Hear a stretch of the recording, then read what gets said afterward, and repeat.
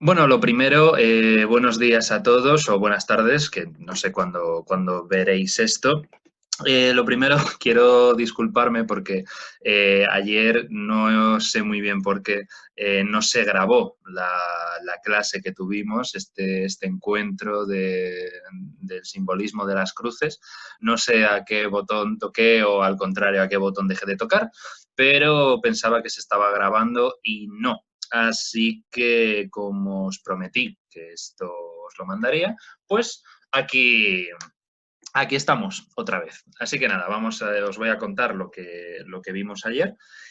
Otra vez, para que lo tengáis, os mandaré también las imágenes. De todas maneras, para que así lo vayáis viendo y escuchando. Habíamos comentado algo, la posibilidad de hacerlo en Google Hangouts, que al parecer no tiene límite de tiempo.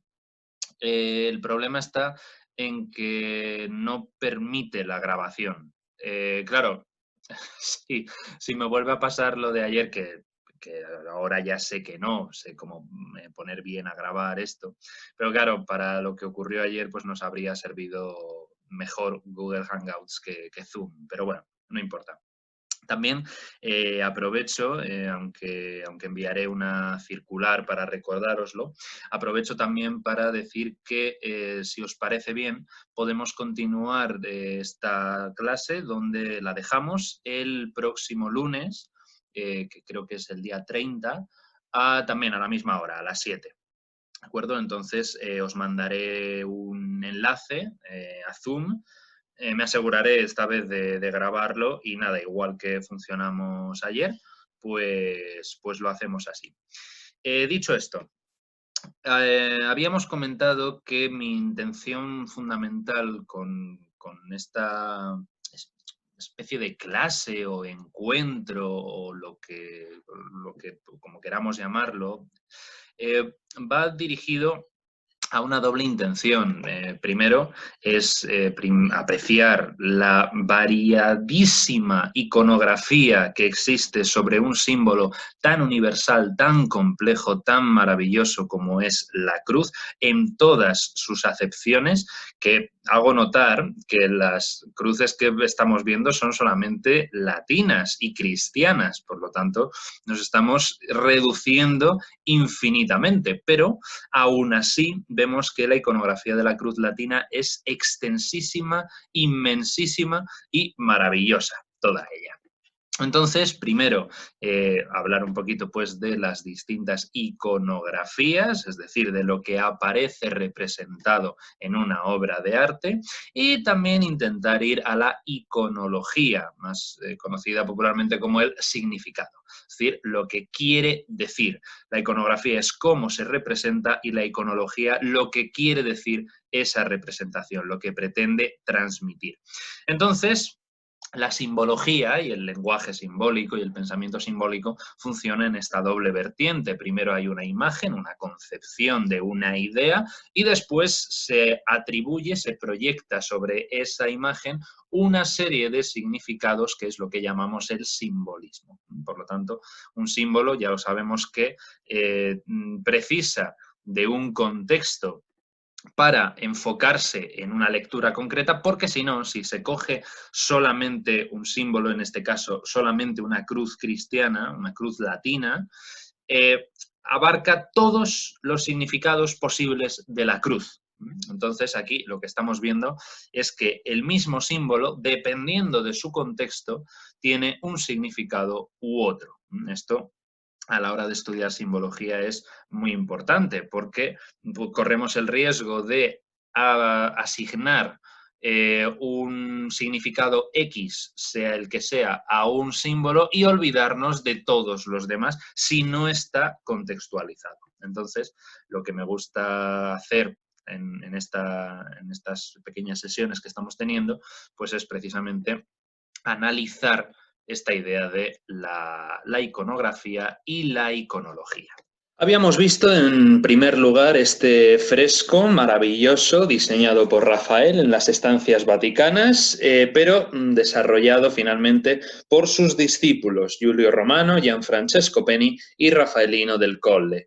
Ya sabéis que Rafael fallece en 1520, por lo tanto tienen que ser estos discípulos los que terminan el encargo del Papa Julio II de decorar las estancias vaticanas con escenas, en este caso de la vida de Constantino.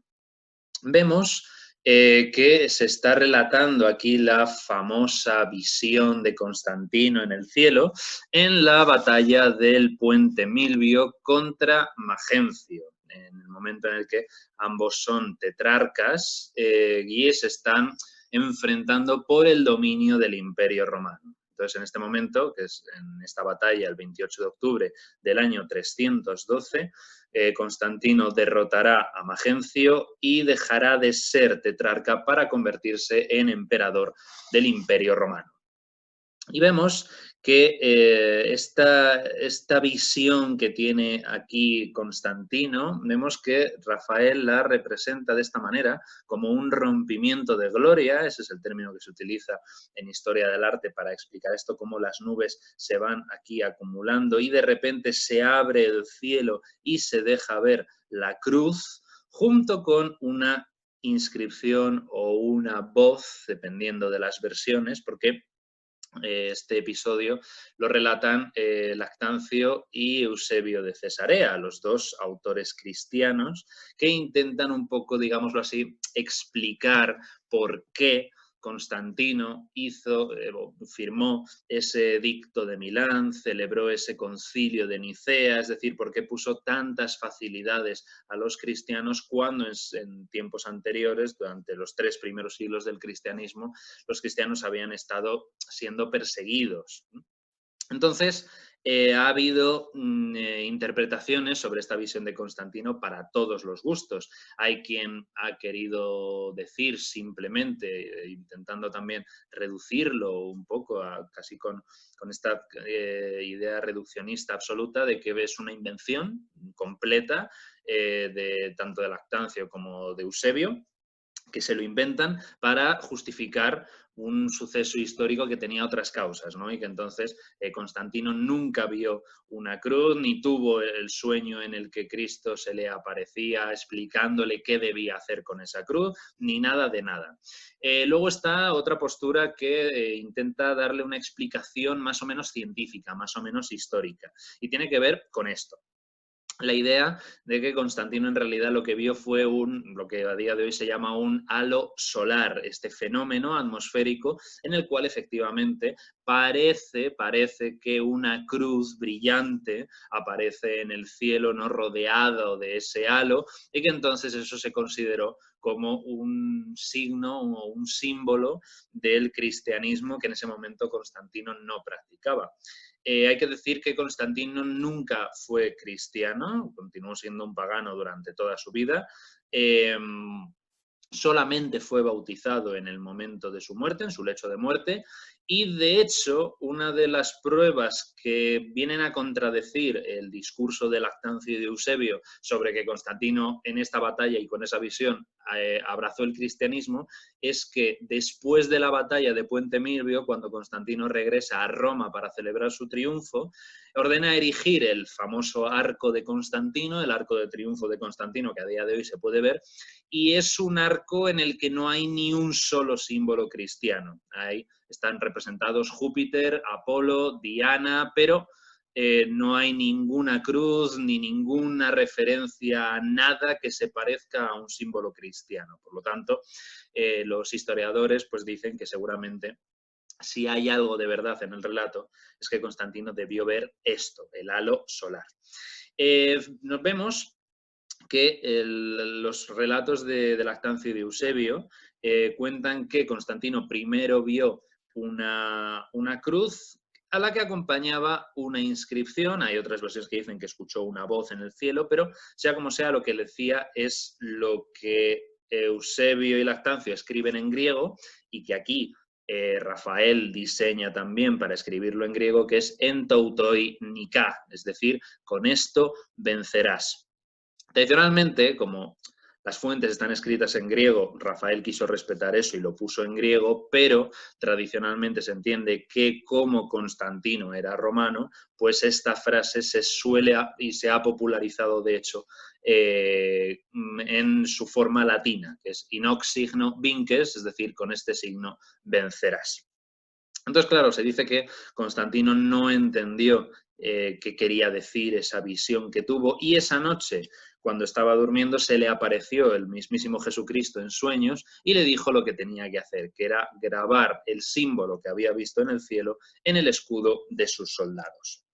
El propio Eusebio, en su vida de Constantino, lo explica así. Dice, mientras esto imploraba e instaba perseverante en sus ruegos, es decir, Constantino, lógicamente, antes de la batalla estaba pidiendo ayuda a los dioses, de repente se le aparece un signo divino del todo maravilloso. En las horas meridianas del sol, cuando ya el día comienza a declinar, dijo que vio con sus propios ojos, en pleno cielo, superpuesto al sol, un trofeo en forma de cruz, construido a base de luz y al que estaba unido una inscripción que rezaba, con este vence. El pasmo por la visión lo sobrecogió a él y a todo el ejército que lo acompañaba en el curso de una marcha y que fue espectador del portento. Por lo tanto, tenemos miles de personas como testigos de esta visión. En sueños vio a Cristo, Hijo de Dios, con el signo que apareció en el cielo y le ordenó que una vez se fabricara una imitación del signo observado en el cielo, se sirviera de él como de un bastión en las batallas contra los enemigos.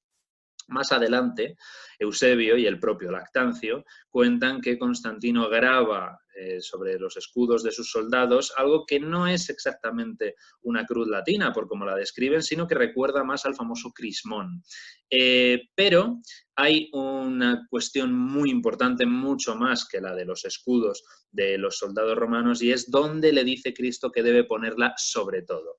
Y si os fijáis, hay en este fresco de Rafael hay tres símbolos muy importantes, no solamente la cruz latina. Nos encontramos efectivamente con la cruz propiamente dicha, que se enfrenta a este dragón volador, como muy bien visteis uno de vosotros, no recuerdo quién fue el que lo comentó, que estaba esta serpiente voladora, y el tercer símbolo es este.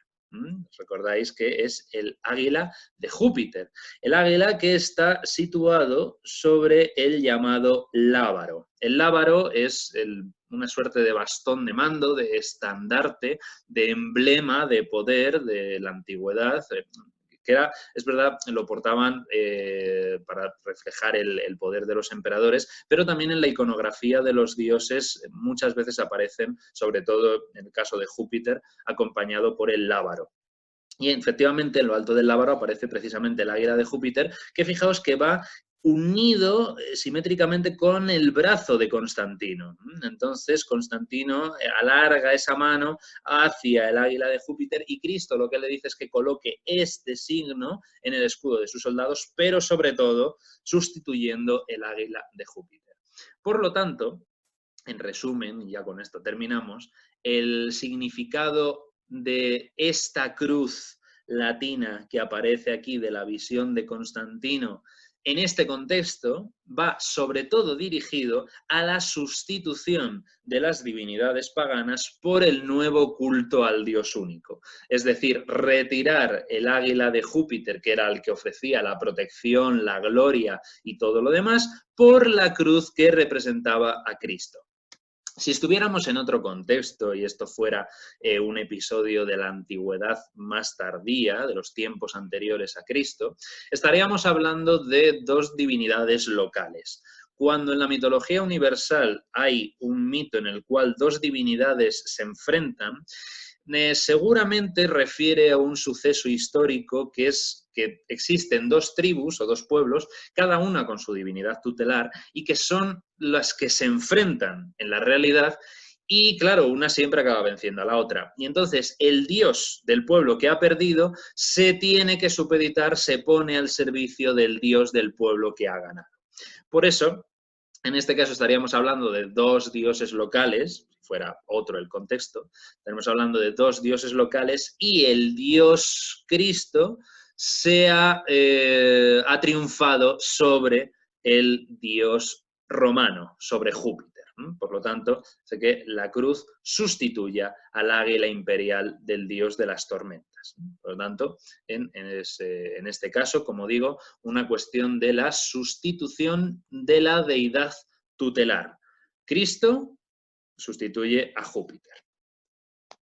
No es el único caso en el que encontramos esta idea del sueño y de la representación de una imagen para alcanzar un bien superior, normalmente vinculado con el gobierno, porque nos encontramos en Egipto con la estela del sueño, la famosa estela del sueño, que es esta, que está fechada en 1401 a.C., ¿se entiende? La estela del sueño lo que cuenta, y el por qué recibe ese nombre, es que se dice que cuando en tiempos del faraón Tutmosis IV, que es cuando se erige esta estela, cuando Tutmosis IV aún no era faraón y estaba en una cacería, pues se echó a descansar bajo la barbilla de la esfinge, porque en esa época, en el siglo XIV a.C., la esfinge estaba prácticamente sepultada por la arena y solo sobresalía su cabeza, ¿no? Entonces debería estar más o menos a esta altura la arena. Y entonces cuentan que la propia esfinge se le apareció en sueños al futuro Tutmosis IV y le dijo que sería elegido faraón si la desenterraba a la esfinge de la arena que la cubría y si colocaba su imagen en los escudos de sus soldados. Por lo tanto, no estamos diciendo que los dos relatos sean una copia el uno del otro, pero es un bonito ejercicio de mitología comparada en el cual aparece una deidad o una criatura tutelar o algo, el misterio, ¿no? Como se le llama en Egipto el padre del terror, a la esfinge, de repente una criatura misteriosa que se aparece en sueños a alguien que anhela el poder político. En el caso de la esfinge es el futuro Tutmosis IV, en el caso de Constantino va a ser el próximo emperador, y le dice que represente su efigie, que coloque su efigie en los escudos de los soldados. Entonces, bueno, aquí tenemos dos mitos que cuentan la misma historia, ¿no? Esa aparición al futuro gobernante. Seguimos con nuestro segundo ejemplo, esta obra absolutamente maravillosa, un poquito más tarde de los tiempos de Constantino, 200 años después, en el siglo VI después de Cristo, aparece este maravilloso mosaico, como veis, del ábside de la Basílica de San Apolinar en Classe, en Rávena, Italia. Vemos aquí una iconografía en realidad muy sencillita, muy bonita, pero que tiene mucha profundidad iconográfica. Fijaos, bueno, lo primero, puesto que es de lo que estamos tratando, vamos a centrarnos en la cruz. La cruz aparece inscrita en este círculo, ¿verdad? Y en ese fondo del cielo estrellado, con estas estrellitas, y hay unas cuantas cosas que nos tienen que llamar la atención. Primero, que aparece en el centro el rostro de Jesús. Aquí arriba su nombre escrito en griego, lo siento por la calidad, se ve un poquito mal, pero bueno, también es que está a bastantes metros de altura y la foto no es muy allá, pero bueno, sí, aquí pone Jesús en griego y aquí veis que pone Salus Mundi. El Salus Mundi es una contracción de Salvatorus Mundi, es decir, el Salvador del mundo. Por lo tanto, Jesús, Salvador del mundo. Esto ya nos tiene que dar una pista de qué es exactamente esa cruz. Pero la cosa ya queda clarísima cuando vemos que a los lados del brazo horizontal nos encontramos con un alfa, aquí una letra A griega, el alfa, y aquí la letra omega griega. Lo que esta es una iconografía muy característica. De hecho, fijaos qué interesante que esta cruz con el alfa y el omega en el siglo VI se encuentra en Rávena, en Italia, y a día de hoy la misma cruz con el alfa y el omega es el símbolo de Asturias.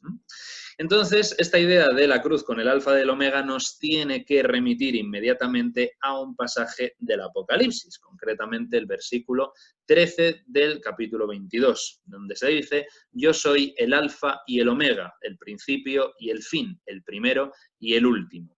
Lo que está queriendo transmitir con eso es que esta cruz es literalmente Jesucristo, es decir, es una manera de representar al propio Jesús. No es, por lo tanto, como en el caso de Constantino, que esa cruz era el símbolo de Jesús, es decir, era una suerte de emblema, era algo que representaba a Jesús, sino que en este caso esa cruz es el propio Jesús. Es un pensamiento que a lo mejor nos resulta extraño o ajeno, porque tendemos a lo largo de toda la historia de la iconografía crística occidental, y sobre todo desde el siglo XVI, XVII aproximadamente, a lo mejor un poquito antes, estamos acostumbrados a ver a los Cristos crucificados, ¿no? Y entonces entendemos que Cristo, por un lado, y la cruz por el otro, son dos realidades separadas. En este caso, se funden en una sola noción, en una sola existencia, y por lo tanto esa cruz es una manera de representar al propio Jesús. Esto lo vemos también en las plantas de cruz latina de las iglesias. La idea de esa distribución crucífera refiere el propio cuerpo de Jesús, tal cual, literal, una asociación y una asimilación. Fijaos, y aquí os lo he puesto para que quede claro, esto es interesante porque nos encontramos con que toda la estructura de la planta de la iglesia remite a las iconografías tradicionales de los Cristos crucificados que se hicieron durante el románico. Estamos acostumbrados en la iconografía de los crucificados a ver a Jesús colgando de la cruz, es decir, por ejemplo, imaginaos que aquí Cristo estuviera crucificado, ¿no? Y entonces tendríamos su cabeza más o menos a esta altura, ¿verdad? Y los brazos estarían clavados aquí, creando así su cuerpo una V, ¿no? Entonces el cuerpo de Jesús estaría caído sobre el brazo vertical de la cruz y sus manos estarían por encima del nivel de su cabeza. En cambio, en el románico, como podéis ver, la iconografía habitual, aunque no siempre es así, pero desde luego este tipo de iconografía se va a ir perdiendo a medida que se va buscando más realismo y por lo tanto el peso del cuerpo se empieza a acentuar más en las representaciones iconográficas, pero aquí no. Aquí nos encontramos que la línea que trazan los brazos, que coincide por supuesto con el transepto, con el crucero, está inferior, está en un plano inferior a la cabeza que se mantiene sobre los hombros. Entonces, en vez de estar el cuerpo caído, está así, creando con su propio cuerpo una cruz. Esta es la misma iconografía, tanto en las plantas de iglesias de cruz latina como aquí, en la cruz que nos ocupa de la iglesia de San Apolinar. Y fijaos qué interesante, no solamente la planta... No solamente la planta de la iglesia es un calco, pretende representar el propio cuerpo de Jesús, sino que también tiene una simbología añadida en el recorrido que tiene que hacer el fiel cuando ingresa en el templo. Fijaos que entramos aquí en los pies, ¿no? Los pies del templo, del edificio sagrado, de la iglesia, que es donde suele estar ubicada la pila bautismal. Por lo tanto, a la hora de ingresar en el espacio sagrado, el fiel deja atrás el mundo profano, la calle, ¿no? su vida cotidiana, e ingresa en un espacio sagrado y por lo tanto tiene que hacer uso del agua bendita que está contenida en esa pila bautismal. La pila bautismal refiere, por supuesto, a ese bautizo primero que se hace al fiel para ingresarle en la comunidad cristiana, ¿no? Cuando es un bebé, y es una suerte de pequeño diluvio. En clase, los que habéis estado en clase de mitología comparada conmigo, recordáis que habíamos comparado y ya el propio San Pablo lo lo compara, entre el diluvio y el bautismo, ¿no? El simbolismo del agua es aquello que limpia y purifica. Entonces, es esta idea de para ingresar en un espacio sagrado, antes tengo que limpiarme y quitarme todo aquello que no sea digno de estar aquí, ¿no? Es un poquito la misma idea que nos encontramos en el episodio de la zarza ardiente, cuando Dios le dice a Moisés que se descalce, ¿no? A día de hoy, también el quitarse esas sandalias, el quitarse el calzado, actualmente en muchos templos del mundo, en las mezquitas, sin ir más lejos, o en los templos de India o de Bután, o de todo Oriente en realidad, hay que quitarse el calzado antes de ingresar en el espacio sagrado. No es solamente por una señal de respeto, sino precisamente porque se considera que todo el polvo y toda la tierra acumulada en esos zapatos representa también las propias máculas, las manchas, los pecados, los pensamientos negativos que hayamos podido tener, y es una manera de dejarlo fuera. Dice, eso no tiene cabida aquí. Y entonces se produce, pues en las iglesias de tradición cristiana, pues esta idea de la pila bautismal a los pies del templo para limpiar eso que viene de fuera. Y entonces el fiel empieza a avanzar por todo el cuerpo de la iglesia, que es efectivamente el cuerpo de Cristo, que luego va a recibir de mano de los sacerdotes, pero fijaos qué interesante, no es solamente el cuerpo de Cristo, sino que esta parte del templo se denomina nave haciendo referencia a los barcos, a las naves náuticas. Y entonces tiene el sentido también de ser un viaje, un trayecto que se hace como una travesía montado en una nave. Entonces tiene también esta noción, por lo tanto, no solo de cuerpo de Cristo, sino también un sentimiento de viaje. Me dirijo hacia algo, camino hacia algo. Además, cuanto más que esta planta, que es arquetípica de cruz latina maravillosa, sea la de la Catedral de Santiago, ¿no? Es decir, cuando has hecho todo el camino de Santiago, ingresas en este templo y tienes que caminar un poco más, tienes que seguir viajando un poco más en la nave, en el barco que te va a llevar hasta el crucero. Y en el crucero o transepto, en esta forma perfectamente rectangular, encontramos un símil con la mesa de la última cena. Entonces, aquí y aquí, en la linterna, donde Cristo, que fijaos qué interesante, en el caso en el que lo estamos comparando con la Majestat Batlló, que es esta escultura románica del siglo XII que se conserva en el Museo de Arte Nacional de Cataluña, fijaos qué interesante que aquí es donde se produce justamente el encuentro entre la cabeza de Cristo y sus brazos. Y es aquí, en la mesa, en el centro de la mesa de la última cena, donde Cristo entrega a sus apóstoles el conocimiento de lo trascendente, de lo absoluto, en este caso, en el caso de la tradición cristiana, simbolizado en la Eucaristía, ¿no? El comer y beber a Dios para hacer que forme parte del fiel. Por lo tanto, aquí el viajero que en los pies ha limpiado sus pecados y que aquí ha realizado la travesía, el viaje, cuando llega aquí al crucero, justamente en este punto del pecho de Cristo, que es también qué interesante, donde aparecerá la iconografía del Sagrado Corazón, ¿no?, de Cristo, aparece aquí el pecho abierto, será donde recibe esta comunión con lo divino, por lo tanto, donde lo absoluto le entrega a lo relativo parte de su esencia, ¿no?, hablando en los términos que corresponden, donde Dios entrega su sabiduría a los hombres. Una vez que se ha alcanzado este conocimiento de lo absoluto, después de ese largo viaje que hemos hecho en la nave, pues llega solamente la parte final, que es la cabeza. La cabeza que está representada efectivamente por el ambulatorio, ¿no?, o cabecera, representa ya el altar que vemos aquí, que es, en este caso, además, que interesante, que está situado en la coronilla, en la cima de la cabeza, y lo que representa es la apoteosis del individuo. Una vez que se ha recibido aquí en el centro ese conocimiento de lo sagrado y de lo trascendente, lo único que queda ya es hacerse uno mismo sagrado y trascendente, y por lo tanto experimentar la apoteosis, que como sabéis en griego significa literalmente hacerse Dios, hacerse divino, pasar a formar parte de la divinidad. Entonces, la cabeza de Cristo con ese halo de santidad es precisamente lo que otorga, lo que hace entrega de la luz, de la iluminación y alcanzar la trascendencia.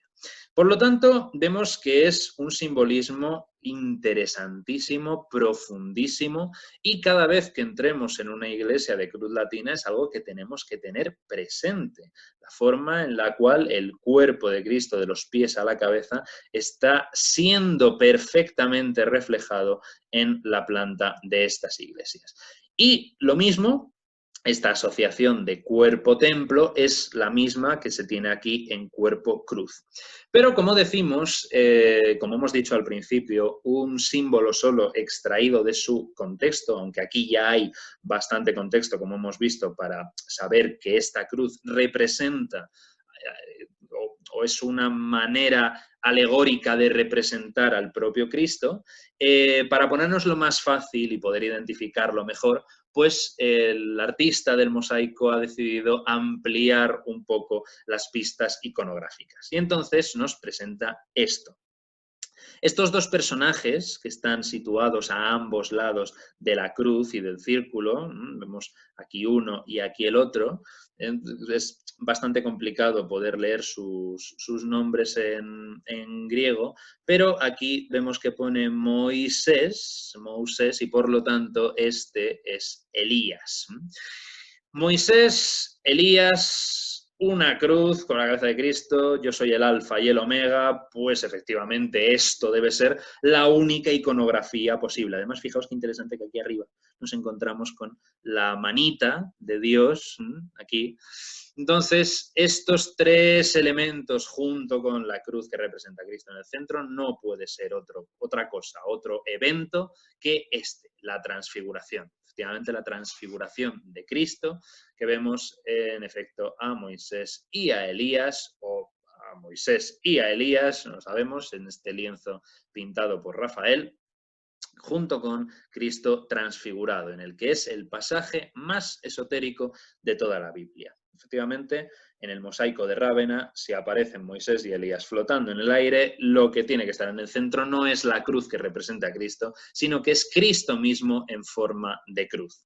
Y si sabemos que lo que se está representando el mosaico es la transfiguración, entonces nos explicamos la presencia de estos corderos o carneros, aquí uno solito y aquí dos juntitos. Pasada la clase, algunos me dijisteis que no habéis entendido del todo por qué aparecían aquí dos juntos y aquí un tercero aislado. Primero porque de alguna manera hay que representarlos y aquí abajo no caben, como luego veremos, pero seguramente el motivo auténtico es porque estos dos corderos, o mejor dicho, a quien representan esos dos corderos son hermanos y este es alguno pues, que está aparte, ¿no? Entonces, ellos dos son los hijos del Zebedeo, Santiago y Juan, y este otro que está aquí apartado es Pedro. Efectivamente, en el mismo lienzo de Rafael nos encontramos a los pies de Cristo y de los profetas a Juan, a Santiago el mayor, ambos hermanos hijos del Zebedeo, y a Pedro, que sería, en el mosaico de Rávena, el cordero que está un poco apartado de los otros dos. Pero os digo que seguramente les han puesto a Santiago y a Juan juntos porque son hermanos, no porque son los hijos del Zebedeo.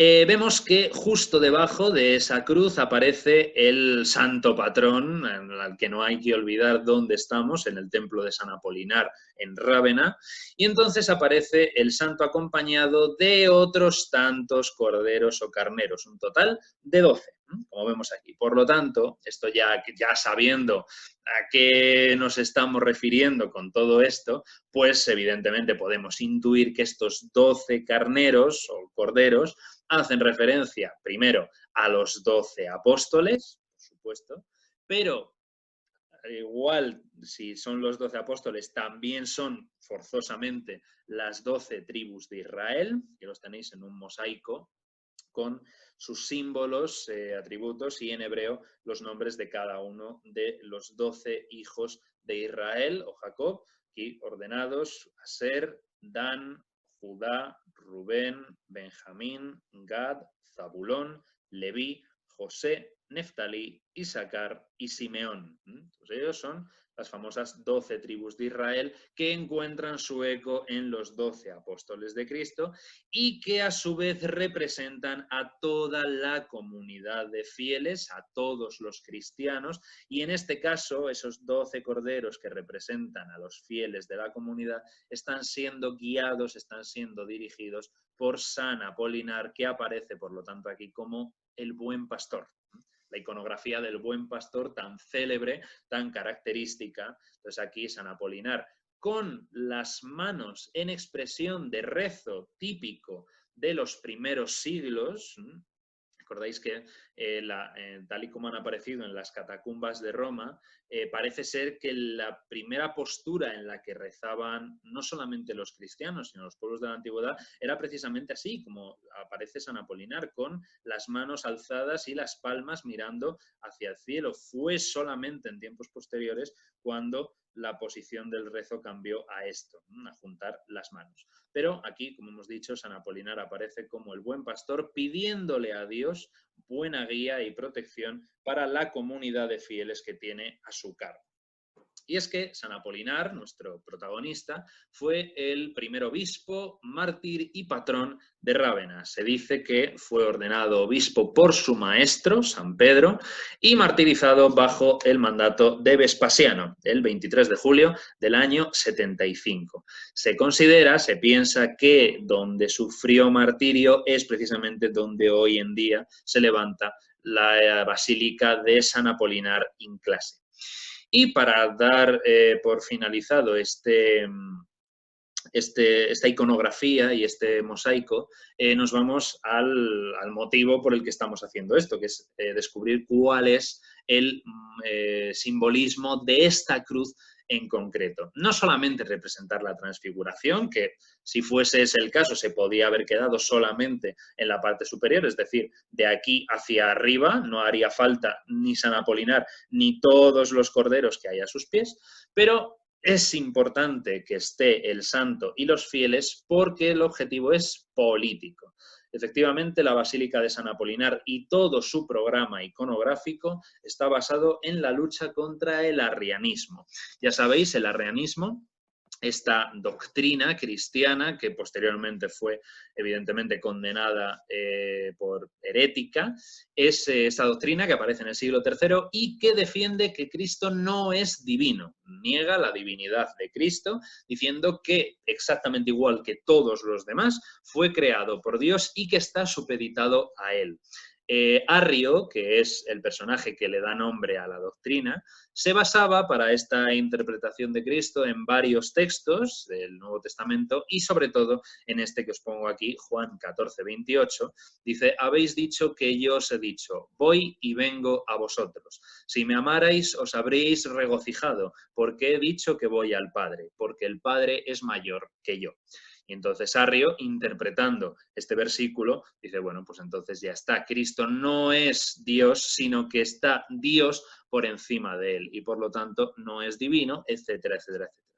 Las doctrinas de Arrio fueron definitivamente condenadas precisamente en el Concilio de Nicea de Constantino. Y entonces esta iconografía que aparece en San Apolinar in Classe lo que defiende es justamente lo contrario a lo que dice Arrio. Está defendiendo de forma categórica que Cristo, que Jesús, es Dios. Y por eso lo coloca primero en esa forma de cruz dorada con piedras preciosas y inscrita en ese círculo maravilloso que representa la bóveda celeste, por lo tanto ya es la representación de Jesús como Cosmocrator, como señor del universo, o Pantocrator también, o Maiestas Domini, o todos los títulos que recibe, y además en el que es el momento más evidente de la divinidad de Jesús, que es la transfiguración en la cima del Monte Tabor.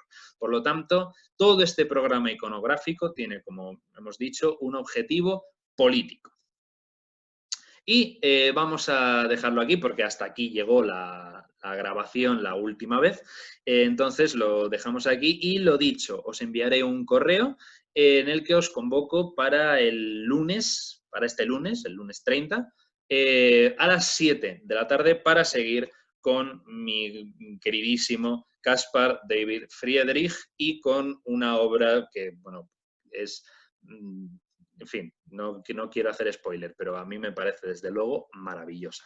Muchísimas gracias por apuntaros, por escucharme. A los que no pudisteis entrar en el vídeo, pues eso, hay otra, vais a recibir esto y hay otra ocasión este próximo lunes. Y nada, muchas gracias y nos vemos, oímos en la próxima. Espero que sigáis bien y que no se os esté haciendo muy duro. Un beso. Chao.